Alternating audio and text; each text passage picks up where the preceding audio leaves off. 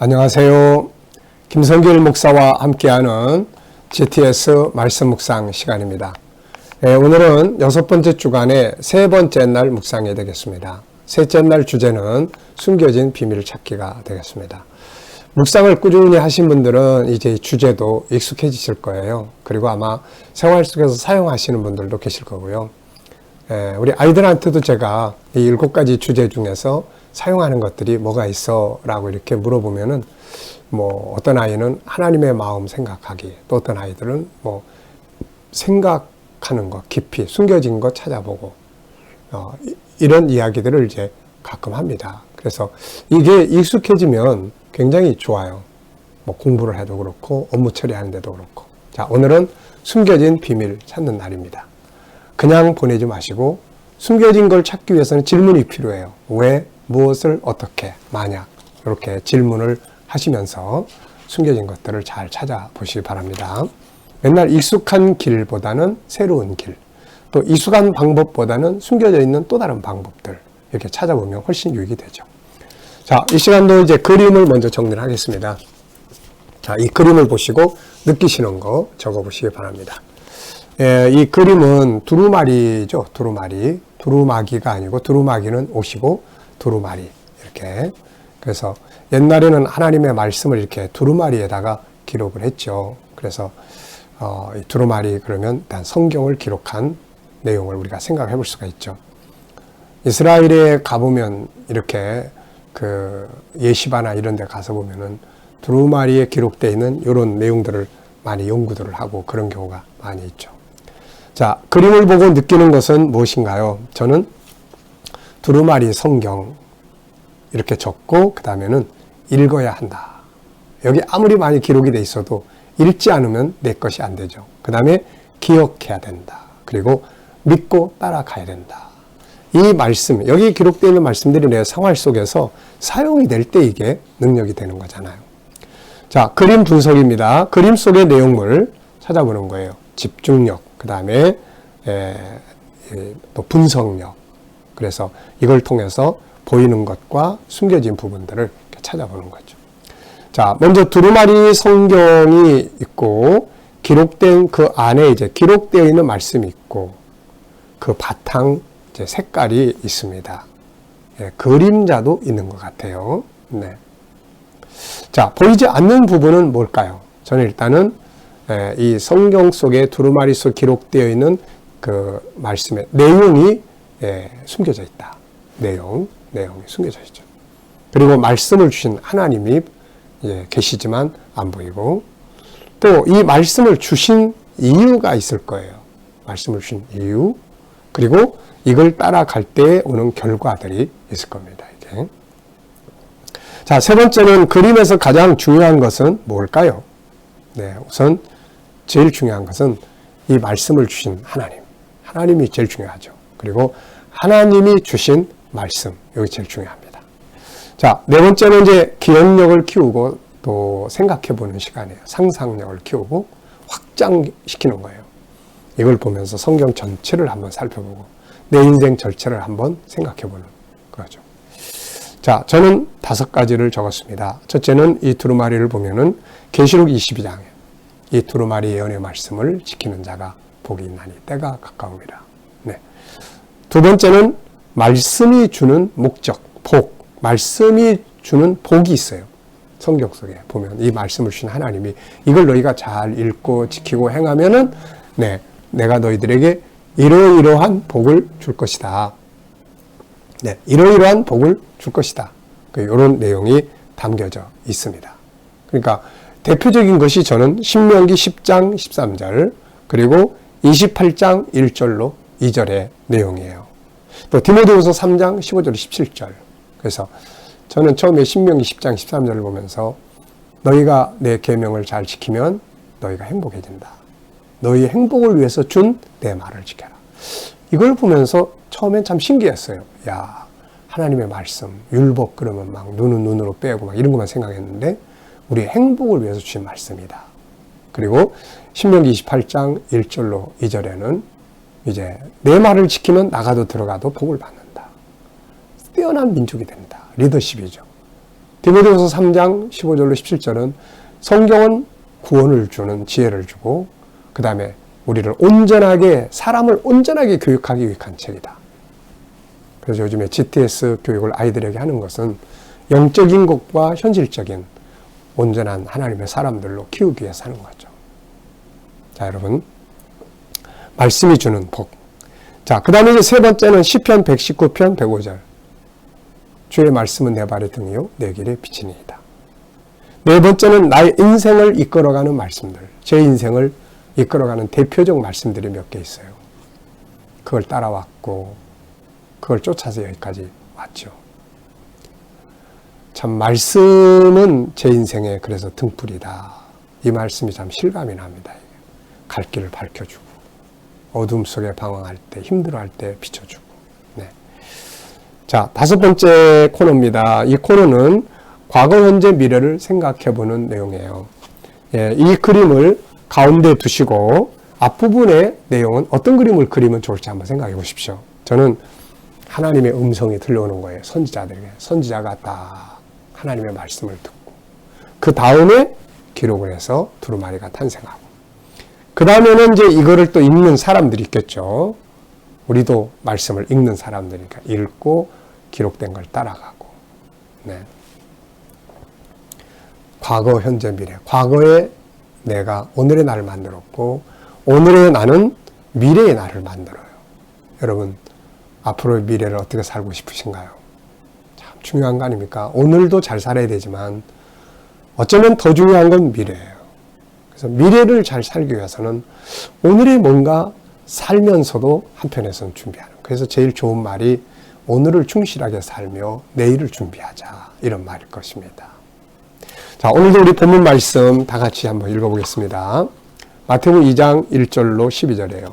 헤롯 왕 때에 예수께서 유대 베들레헴에서 나심에 동방으로부터 박사들이 예루살렘에 이르러 말하되 유대인의 왕으로 나신 이가 어디 계시냐? 우리가 동방에서 그의 별을 보고 그에게 경배하러 왔노라 하니 헤롯 왕과 온 예루살렘이 듣고 소동한지라. 왕이 모든 대제사장과 백성의 서기관들을 모아 그리스도가 어디서 나겠느냐 물으니 이르되 유대 베들레헴이오니 이는 선지자로 이렇게 기록된 바 유대 땅 베들레헴아 너는 유대 고을 중에서 가장 작지 아니하도다. 내게서 한 다스리는 자가 나와서 내 백성 이스라엘의 목자가 되리라 하였음이니이다. 이에 헤롯이 가만히 박사들을 불러 별이 나타나는 때를 자세히 묻고 베들레헴으로 보내며 이르되 가서 아기에 대하여 자세히 알아보고 찾거든 내게 고하여 나도 가서 그에게 경배하게 하라. 박사들이 왕의 말을 듣고 갈새에 동방에서 보던 그 별이 문득 앞서 인도하여 가다가 아기 있는 곳 위에 머물러 서 있는지라. 그들이 별을 보고 매우 크게 기뻐하더라. 집에 들어가 아기와 그의 어머니 마리아가 함께 있는 것을 보고 엎드려 아기께 경배하고 보배압을 열어 황금과 유향과 모략을 예물로 드리니라. 그들은 꿈에 헤롯에게로 돌아가지 말라 지시하심을 받아 다른 길로 고기에 돌아가니라. 아멘. 자, 어제와 오늘 감사한 것 세 가지씩 적어 보시기 바랍니다. 1번 질문입니다. 동방박사들이 예루살렘에 들어가서 메시아 왕이 태어난 곳을 묻자 대제사장들과 서기관들은 무엇이라고 설명했나요? 네, 그들은 메시아는 베들레헴에서 태어날 것이다. 이렇게 이야기를 하죠. 베들레헴에서 태어날 겁니다. 선지자가 미가 5장 2절에 이렇게 기록이 되어 있습니다. 네, 그래서 베들레헴에 대한 이야기를 해줬죠. 자, 그런데 대제사장과 서기관들은 메시아의 탄생한 것을 알면서도 왜 가지 않았을까요? 왜 안 갔을까요? 전 그게 참 신기해요. 내용을 모르는 동방박사들은 그 먼 거리를 메시아의 탄생한 것을 찾아서 왔는데 이들은 그 장소를 아는데 안 간단 말이죠. 우리가 하나님 말씀을 알면서도 행하지 않는 거하고 똑같은 것들이 아닐까. 우리도 그런 경우 많잖아요. 아는데 못해. 원수 사랑하라는 말씀 아는데 그냥 딱 원수 보면 그 말씀을 잊어버리고 그냥 또 화풀이도 하게 되고 이렇게 되잖아요. 자, 이 사람들은 왜 안 갔을까요? 저는 세 가지를 적어봤습니다. 첫째는 신앙과 삶이 분리되어 있다. 이들이 가지고 있는 대제사장 직분, 서기관, 이거는 그냥 직업일 뿐이다. 그래서 삶의 현장에는 이게 아무것도 영향력을 못 미치고 있는 거죠. 진짜 서기관이라면 말씀을 믿었을 거고 그 말씀대로 메시아가 온 것을 알았다면 쫓아갔을 텐데 말이죠. 네, 직업적인 종교. 오늘 우리의 신앙은 실제적인 신앙인지 아니면 우리도 그냥 종교적인 어떤 관습에 의한 신앙인지 한번 생각을 해봐야 되겠죠. 자, 두 번째는 평안한 삶에 매여 있어서 그런 거 아닐까. 거기 막 또 쫓아가고 뭐 가서 또 뭐 만나고 또 막 이렇게 귀찮아가지고 우리가 익숙한 삶에 이제 있으면 뭐 새로운 일을 한다는 건 참 싫어하죠. 네. 세 번째는 헤롯 때문에 못 가는 건 아니었을까?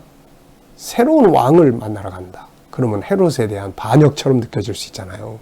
그래서 무서워서 못 갔을 수도 있지 않았을까? 이런 생각을 좀 해봅니다. 두 번째입니다. 헤롯 왕은 박사들에게 가서 메시아가 태어난 곳을 보고 와서 알려달라고 했는데 이유는 뭘까요? 그 예수를 죽이려고 한 거죠. 왜냐하면 왕은 자기인데 또 왕이 태어났다고 그러니까 그건 안 되잖아요.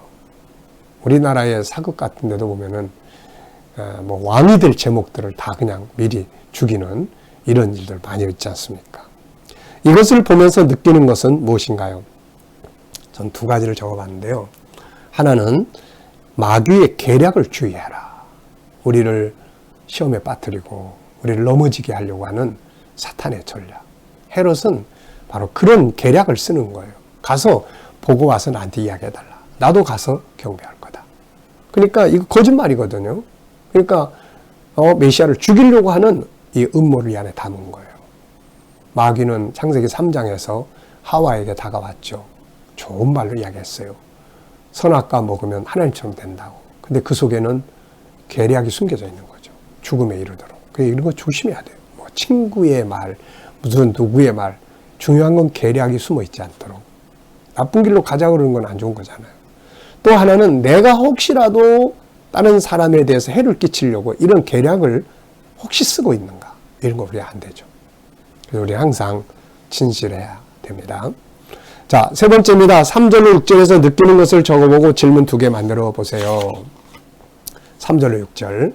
헤롯 왕과 온 예루살렘이 듣고 소동한지라 왕이 모든 대제사장과 백성의 서기관들을 모아 그리스도가 어디서 나겠느냐 물으니 이르되 유대 베들레헴이 오니 이는 선지자로 이렇게 기록된 바 또 유대 땅 베들레헴아 너는 유대 고을 중에서 가장 작지 아니하도다 내게서 한 다스리는 자가 나와서 내 백성 이스라엘의 목자가 되리라 하였음이니이다. 네. 자, 이 내용을 보면서 느끼시는 건 무언가요? 저는 두 가지를 적었는데요. 하나를 적었습니다. 메시아의 탄생은 우연한 일이 아니다. 이거는 뭐 어쩌다 된 일이 아니라 선지자의 예언대로 된 것이다. 이게 참 중요한 거예요. 선지자의 예언은 그대로 이루어집니다. 그래서 우리가 지금까지 이루어진 것도 있지만 앞으로 이루어질 일도 많잖아요. 그래서 선지자들의 예언을 미리미리 알고 있는 것 참 중요합니다. 자, 질문 2개 만들어 봤습니다. 첫째는 헤롯과 예루살렘은 박사들의 이야기를 듣고 왜 소동했을까? 소동했다는 것은 굉장히 시끌벅적했다는 이야기죠. 새로운 왕이 태어났다고 그러니까 헤롯도 놀랬을 거고 그 지도자들도 다 놀랬을 거예요. 네, 그래가지고 이게 무슨 소리야? 막 그러면서. 네. 자, 두 번째는 작은 마을 베들레헴의 위대함은 무엇인가? 작은 마을 베들레헴. 유대 땅 베들레헴아 너는 유대 고을 중에 지극히 작지 아니하도다. 이유는 내게서 한 다스리는 자가 나오고 이스라엘의 목자가 나오는 것이다. 자, 어디 사느냐가 중요한 거 아니죠. 그곳에 주님과 같이 있느냐. 그분이 계셔야 돼요. 어디냐가 아니라 그분이 계시냐 안 계냐. 풍랑을 만나는 갈릴리 바다냐 왕궁이 안식처냐가 아니라 예수님이 계시냐 안 계시냐. 포도가 주가 떨어졌을 때 예수님이 계시냐 안 계시냐. 내 삶이 지금 힘드냐 어려우냐 평안하냐 성공이냐 실패냐가 아니라 그곳에 그분이 계시느냐. 베들레헴이 작은 동네가 아닌 이유는 물로 보기는 작은 곳이지만 그러나 그곳에서 메시아가 태어나기 때문에 그 고을은 세계 속에서 제일 위대한 마을이 되는 거죠. 그래서 지금 세계에서 아마 제일 유명한 마을 중에 하나가 베들레헴일 거예요. 그곳에 가면 예수님 탄생 기념교회가 있는데 온 세계 사람들이 거기를 다 가보고 싶어하고 또 방문하고 있지 않습니까? 오늘 우리에게 내 삶이 어떠냐, 어디 사냐가 아니라 그곳에 그분이 계시느냐, 이게 제일 중요할 것 같아요. 자, 오늘 응용해보고 싶은 말씀이 있습니까? 저는 2개를 적었는데, 하나는 6절에 다스리는 자라는 말씀을 보면서 예수님이 다스리는 자이신 것처럼 우리도 세상을 다스리는 자로 살아봐야 되겠다. 오늘 세상을 다스리자. 또 하나는 12절에 보면 지시하심을 받아서 다른 길로 갔다. 하나님의 간섭을 받을 줄 아는, 그걸 귀찮게 여기지 말고, 하나님의 간섭이 있는다는 게 얼마나 큰 복입니까, 이게. 근데 솔로몬은 나중에 하나님이 야, 너 왜 그렇게 해? 그러니까 그걸 못 들은 척하죠. 하나님의 간섭하심에 귀를 기울일 수 있는 자가 복이 있습니다. 자, 오늘의 오늘은 삶의 현장에서 다양한 질문들을 많이 해보시기 바랍니다. 이유, 원인, 특징들을 찾기 위해서. 그러면 정말 많은 걸 생각할 수 있어요. 자, 오늘의 기도문은 창의력, 영감, 또 관심과 질문 능력, 변화와 발전 추구 능력, 이해력, 추리력, 생각과 질문, 확장성, 보이지 않는 것 찾는 능력, 역설적 생각하는 능력들이 되겠습니다. 네. 자, 오늘도 본문 말씀 기억하면서 예수 그리스도와 함께 하는 여행, 오늘 하루도 복된 여행길 되시기 바랍니다. 자, 기도하고 마치겠습니다. 주님 감사합니다. 오늘도 주님과 함께하는 천국을 향한 여행길 복되게 하여 주시옵소서. 오늘도 주님 우리 또 성도들과 자녀들 저희에게 주신 SQ, EQ, IQ의 재능들이 잘 개발되게 하여 주시옵소서. 오늘은 창의력과 또 관심과 질문의 능력, 변화와 발전을 추구하는 능력, 이해력과 추리력, 생각과 질문, 확장성, 숨겨진 것들을 잘 찾는 능력, 역설적 생각하는 능력들을 키우게 하여 주옵소서. 오늘도 우리 자녀들 중에, 친척들 중에, 동료들 중에 믿지 않는 자들 하나님 다 주께 돌아와 구원받게 하시고, 우리 자녀들과 성도들 오늘도 머무는 곳마다 함께 하셔서 코로나로부터 안전하게 지켜 보호해 주시고, 3차 또 백신 맞는 성도들 아무런 후유증 없이 안전하게 지켜 보호해 주시옵소서. 아버지, 오늘도 저희가 믿음으로 일하는 직장과 사업장마다 형통하게 하시고 특별히 창의적으로 일하게 하여 주시옵소서.